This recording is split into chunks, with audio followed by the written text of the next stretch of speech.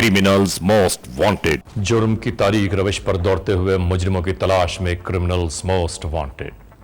कानून के निगहबानों और जराइम पेशा अफराद की कशमकश के दरमियान तैयार किए हुए program criminals most wanted. Criminals most wanted के इन एपिसोड्स को हम तैयार करते हैं इंसाफ और कानून की बालादस्ती के लिए।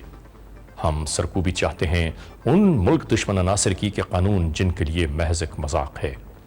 इंसाफ और कानून की यही सरबलंदी हमारे इस प्रोग्राम का मरकजी ख्याल है कि जिसका नाम है क्रिमिनल्स मोस्ट वांटेड। नाज़रीन, आज के इस एपिसोड में, इस प्रोग्राम में हम आपके लिए लाए हैं जुर्म की एक ऐसी कहानी कि जिस कहानी के दरमियान दो खानदानों का चैन सुकून, सब्र, करार सब कुछ लुट गया। बर्बाद हो गया लहलहाता हुआ चमन। यासो हसरत की तस्वीर बन गए दो नफूस कि जिन्होंने अभी जिंदगी की राहों में पहला कदम रखा भी न था कि मौत की वादियों में जा पहुंचे। पूरा मुआशरा हैरान और परेशान है।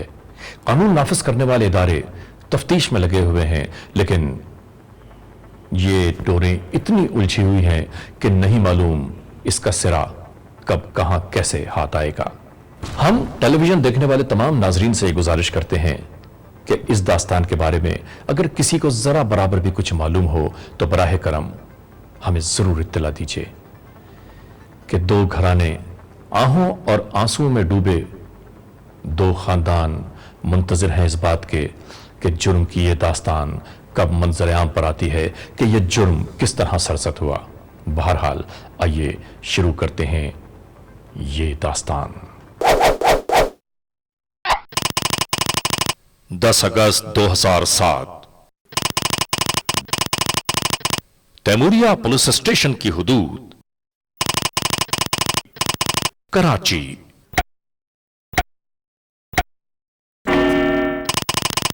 रात 10:30। 10 अगस्त बरोज जुमा। बारिश की एक तूफानी रात। नॉर्थ नाजिमाबाद के एक मकामी शादी हॉल में मोहब्बतों, आरजुओं, तमन्नाओं और चाहतों की तकमील के लम्हात जो होते हैं हर जिंदगी का एक ख्वाब।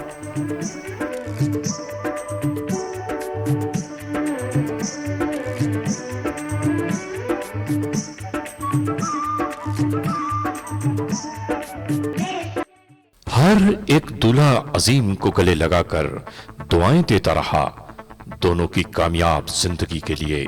दूल्हा के वालिद ने इसे गले लगाकर बेटे की लंबी उम्र के लिए दुआएं की होंगी कि यही हर बाप का अपनी औलाद के लिए विरद रहता है। इस तरह जिंदगी के नए सफर पर गामजन बीनिश बाबुल की चौखट छोड़कर अपने भैया की दुआओं के साए में पिया घर रुखसत हो गई।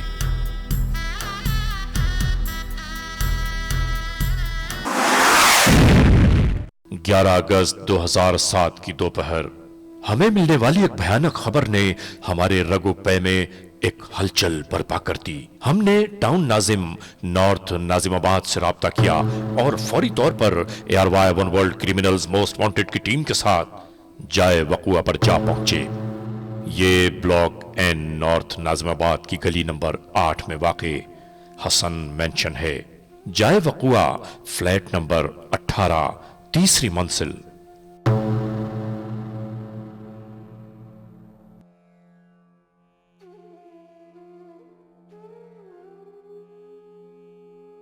हम उस घर में दाखिल हुए कि गुजरी हुई शब जहां शादियां ने गूंजते रहे और सुबह होने पर मौत के सन्नाटे मंडला रहे थे। आखिर क्यों? यही वो सवाल है कि जिसकी तलाश हमें भी है और कानून के एहलकारों को भी। इन जगहों का बखौर जायजा लिया जाता रहा। ये वो हुजले उरूसी है कि जहां मौजूद फूल महके भी न थे कि मांद पड़ गए। ये वो जगह है कि जहां सुर्ख जोड़े में मलबूस चंद घंटों की दुल्हन जिंदगी की बाजी हार बैठी। गौर से देखने पर खून के चंद कतरे साफ नजर आ रहे हैं। और ये वो जगह है जहां तवील उम्र की दुआएं भी दूल्हा की सांसों की टूटती हुई डोर की हिफाजत न कर सकीं और दो जिंदगियां, दो खानदानों को आहों और आंसुओं का नजराना देकर दुनिया से कूच कर गईं। दूल्हा का एक जूता उस जानिब रखा हुआ नहीं बल्कि बिखरा हुआ है कि जिस जानिब पांव थे दम तोड़ देने वाली दुल्हन के। कि बिनस की यहाँ पर पोजीशन थी, डेड बॉडी यहां पड़ी हुई यहाँ पर पड़ी थी जी, नीचे। नीचे, ठीक है। और लड़के की वहाँ दरवाजे के पास पड़ी थी। रात को यहाँ आने वाला जो खाना है वो भी इसी तरह रखा हुआ है। ये फूल, यही शादी के फूल मुरझाए नहीं है और उनकी बेचारों की जिंदगियां ख़त्म हो गई हैं। बहुत ही अजीब सा, बहुत ही पुरस्कार है ये। 3 कमरों पर मुश्तमिल ये फ्लैट, जिसकी हर चीज अपनी जगह मौजूद है, तो फिर क्या कहा जाए, क्या नाम दिया जाए इस अंदोहनाक दास्तान को। मैं ये समझ रहा हूँ कि खुदा न खास्ता ये वाक़या मेरी बेटी के साथ हुआ है या मेरे बेटे के साथ हुआ है। ये इसका शाहाना जोड़ा भी है, वो भी टंगा हुआ है और चंद घंटे इसे इस्तेमाल किया है इसने बेचारे ने।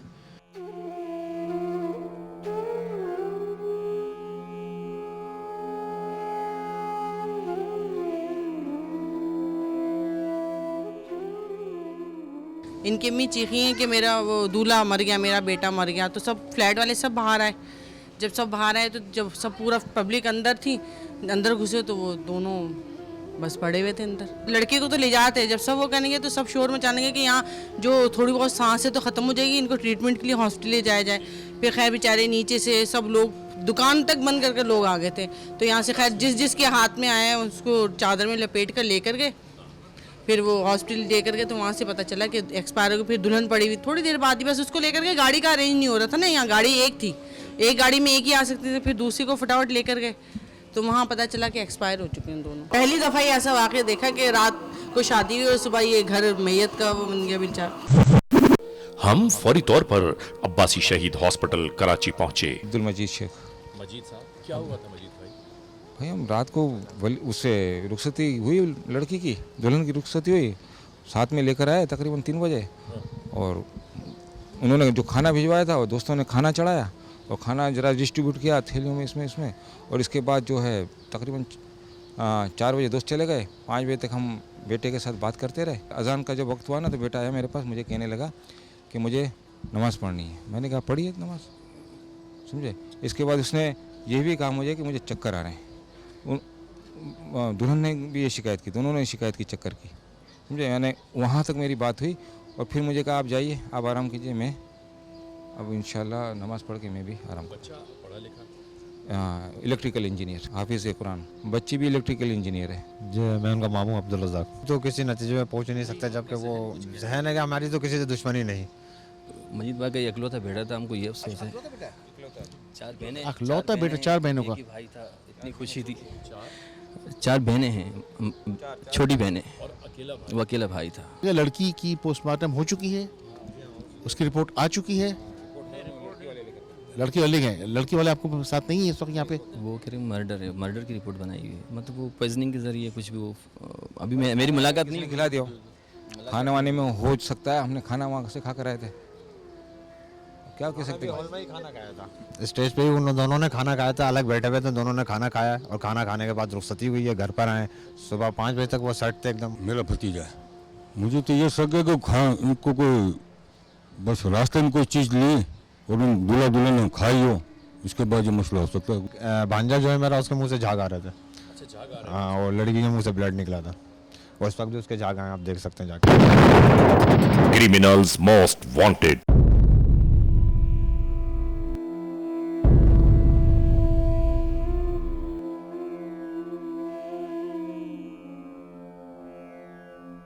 पोस्टमार्टम के इंतजार में है एक रात का दूल्हा। नहीं मालूम इस हाल तक पहुंचने के अवामिल क्या हैं, ये खुदा ही बेहतर जानता है या आने वाला वक्त जरूर बताएगा। अभी तक दूल्हा का लिबास जेबतन है।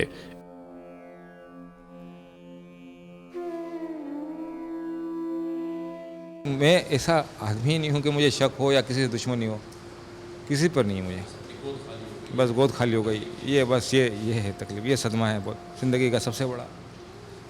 उजड़ गई मेरी गोद। मैं इसी बिल्डिंग में रहता हूँ। जब मैं वापस ऊपर से नीचे आया तो अजीम की वालदा ने मुझसे कहा कि देखो अजीम को क्या हो गया है। चीख पुकार, बहुत बुरा आलम था इस घर का।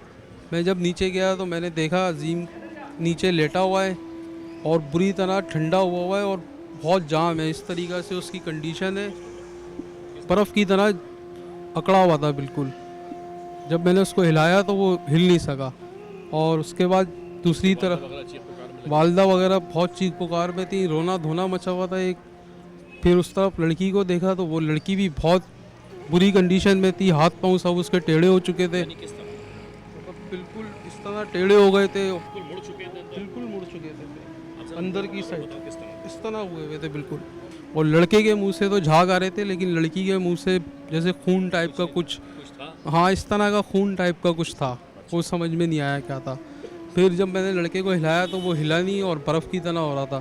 तो फिर नीचे हमारे चौकीदार आ गए, बराबर में फ्लैट में शकील भाई रहते हैं, वो आ गए।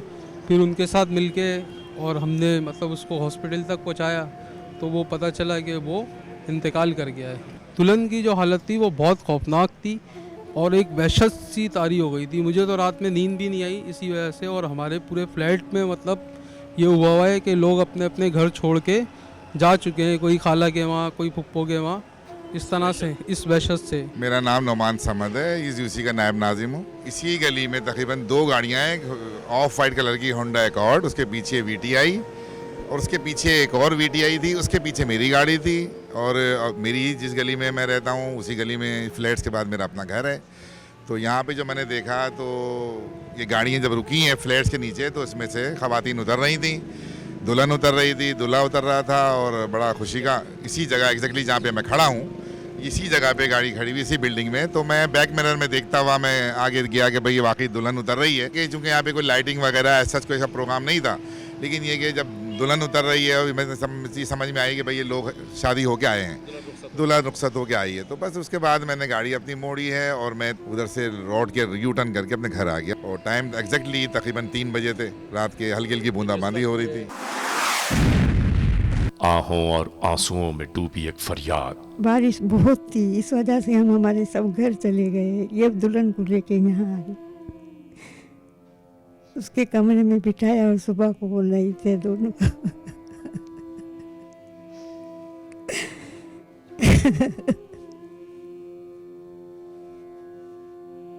अब इस गोद में मेरा बच्चा भरा हुआ है, मैंने पाला, उसके माँ बाप ने नहीं पाला। लाजमी सी बात है। उसको मैंने इतना बड़ा किया, पढ़ाया लिखाया है, इसको हाफिज बनाया। वो हाफिज कुरान था बेटा। मैं क्या करूं, किस जालिम ने ये काम किया हमारे समझ में नहीं आता। जवान मैंने किया, मेरी गोद में ही आया, पैदा हुआ और मैंने ही इसको पाला, मैंने ही जवान किया। खालाइयों की सबकी मेहनत है, मामू की है, घर वालों की है, इनके माँ बाप की तो कम है, हमारी ज़्यादा है बेटा। कुछ पता नहीं चला, कोई कुछ कातिल को पकड़ ही नहीं सकता। पता नहीं कैसा उसने काम किया है, कैसा हमारे पर जुल्म किया है कि हम समझ से बाहर है हमारे। कि मेरा बच्चा इतना कोई जालिम भी नहीं था। उसका काम ये था, जब एनडी में पढ़ता था तो एनडी से आता था घर में ही घर में, और जब जॉब पर जाने लगा, जॉब पर से आता तो घर में। इतना सीधा था कि मैं आपको बता नहीं सकती। एक काकरोच भी कमरे में निकलेगा तो मामू को आवाज़ देगा कि भाई भाई आ जाओ। भाई बोलता था, मामू को मामू नहीं बोलता, और खालाइयों को बाजी बोलता था। जो फरमाइश करता था वो खाला इसका खाना बनाती थी, तैयार करती थी, लंच इसको देती थी बना के। इतना खुश मेरा बच्चा। मैंने झलक देख ली, मैं बेहोश हो गई। मेरे बच्चे के कोई अरमान सारे छीन कर ले गया, उसको एक रात भी नहीं खुश होने दिया। एक दिन अपने अरमान तो पूरे करते, एक दिन का टाइम तो वो देते हमको।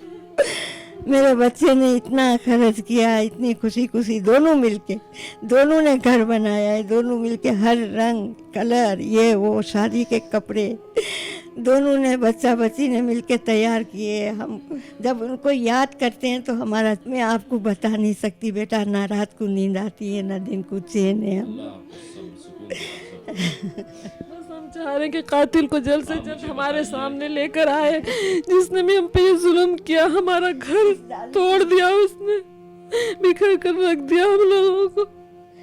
मेरी बच्ची का मैं सदर मुशर्रफ से, चीफ जस्टिस से, वज़ीर आज़म से सबसे दरख्वास्त करती हूँ, मेरे बच्चों के कातिलों को लामत, मुझे कातिल चाहिए। हमने उनके साथ क्या किया था, हमारा क्या जुर्म था, हमारे बच्चे का क्या जुर्म था, उस बच्ची का क्या जुर्म था, बस हमको कातिल चाहिए।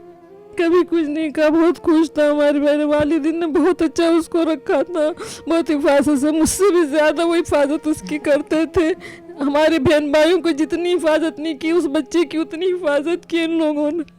हमारी जान था वो जान, समझे सब की सब। ये जालिम को क्यों रहम नहीं आया, इसके दिल में कुछ दर्द नहीं हुआ, क्यों नहीं हुआ।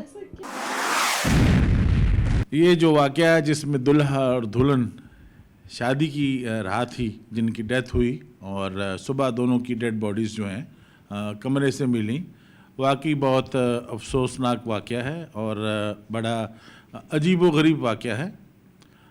हमने अपनी पूरी कोशिश की है और इस इन्वेस्टिगेशन को हम बिल्कुल क्लोजली फॉलो कर रहे हैं।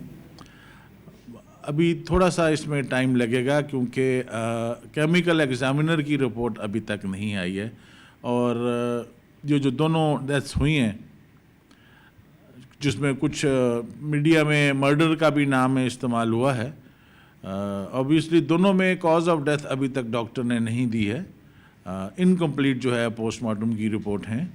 और लड़की जो है उसका ज़रूर लिखा हुआ है कि उसका सांस दम घुटने की वजह से उसकी मौत हुई है, मगर चूंकि दोनों के जिस्म के कुछ अज़ा केमिकल एग्जामिनर के पास गए हैं जिसमें पॉइज़न यानी जहर के लिए भी रिपोर्ट अभी आनी है और उसमें फिर काफ़ी बातें आती हैं कि जहर है तो किस नौयत की जहर है, खाने के कितनी देर के बाद असर करती है, आया दोनों में से एक में जहर निकलता है या दोनों में निकलता है तो केस की नौयत चेंज होगी।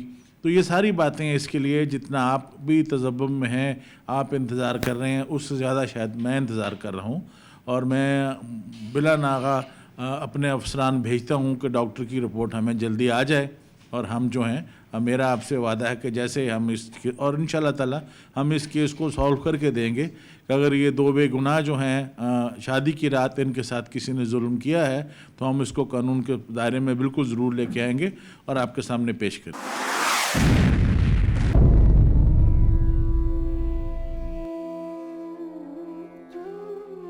और नाजरीन, हम इस लम्हे ये दुआ करते हैं रब्बे कायनात के हुजूर कि खुदा न करे कि किसी दुल्हन की मुंह दिखाई दोबारा कभी इस तरह हो।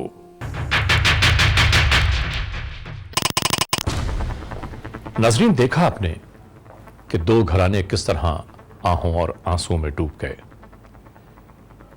पूरा मीडिया, कानून नाफिज करने वाले इदारे इस जस्तजू, इस तगदो में हैं कि किसी न किसी तरह इस जुर्म की दास्तान का कोई सिरा हाथ आए, लेकिन बड़ी कोशिशों के बावजूद अभी तक हम कामयाबी के दोराहे पर नहीं पहुंच सके। नाज़रीन, कहना आप सबसे यह है, इतनी सी गुजारिश, इल्तिजा, अपील, दरख्वास्त है कि अगर इस केस के बारे में कोई जर्रा बराबर भी कुछ जानता है तो बराह करम कानून के हाथ मजबूत कीजिए, हमें इत्तला दीजिए और याद रखिए कि इत्तला देने वाले का नाम हमेशा ही सीग़े रास पर रखा जाता है। Criminals most wanted at ARY1world.net. Criminals most wanted at ARYdigital.tv. हर इतवार की शब ARY1world क्रिमिनल्स मोस्ट वांटेड में हम आपको रखते हैं बाखबर। जराइम की नई दास्तानों से इंतजार कीजिएगा।